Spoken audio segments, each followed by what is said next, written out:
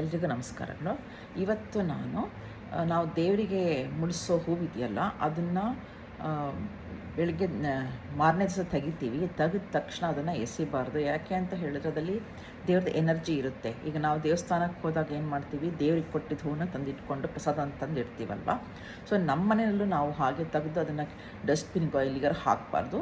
ಈ ಹಳ್ಳಿಗಳಲ್ಲೆಲ್ಲ ನಾವು ತೆಂಗಿನ ಮರಕ್ಕೆಲ್ಲ ಹಾಕ್ತೀವಿ, ಅದು ಅಥವಾ ಯಾವ್ದಾರು ಗಿಡದ ಬುಡಕ್ಕೆಲ್ಲ ಹಾಕ್ತೀವಿ. ಯಾಕೆಂದರೆ ಅದರಲ್ಲೂ ಶಕ್ತಿ ಇರುತ್ತೆ ಅಂಥೇಳಿ, ಅದು ಗಿಡಕ್ಕೆ ಹೋಗಲಿ ಅಂತ ಹೇಳ್ಬಿಟ್ಟು. ನಾವು ಪೇಟೆಗಳಲ್ಲಿ ಈಗ ಅಪಾರ್ಟ್ಮೆಂಟೆಲ್ಲ ಇರ್ತೀವಿ, ನಾವು ಅದನ್ನೆಲ್ಲ ಎಲ್ಲದನ್ನು ಒಟ್ಟಿಗೆ ಹಾಕೋದ್ರಿಂದ ಅಲ್ಲಿ ಹಾಕಬಾರ್ದು. ಅದ್ರ ಬದಲು ಒಂದು ದಿವಸ ಅದನ್ನು ಇಟ್ಬಿಟ್ಟು ಎಲ್ಲ ಅಲ್ಲೇ ಕೆಳಗಡೆಗೆಲ್ಲ ಇಟ್ಕೊಂಡ್ಬಿಟ್ಟು 1-2 ದಿವಸ ಆದಮೇಲೆ ಅದನ್ನು ಬೇಕಾದ್ರೆ ನೀವು ಎಸಿಬೋದು. ಇಮ್ಮಿಡಿಯೇಟಾಗಿ ಅದನ್ನು ಡಸ್ಟ್ಬಿನ್ಗೆಲ್ಲ ಹಾಕಬಾರ್ದು. ಯಾಕಂದರೆ ನಾವು ಅದು ದೇವ್ರ ಎನರ್ಜಿ ತೆಗೆದು ಎಸ್ದಂಗಿರುತ್ತೆ. ಒಂದು ಸ್ಟೋರಿ ನಾನು ಓದಿದ್ದೆ, ಕೇಳಿದ್ದೆ ಪುರಾಣದಲ್ಲಿ.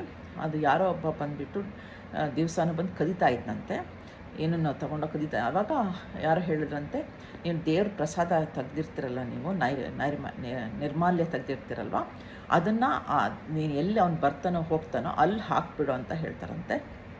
ಸೊ ಆವಾಗ ಅವನಿಗೆ ಅದನ್ನು ದಾಟೋಕ್ಕೆ ಆಗಲಿಲ್ಲಂತೆ.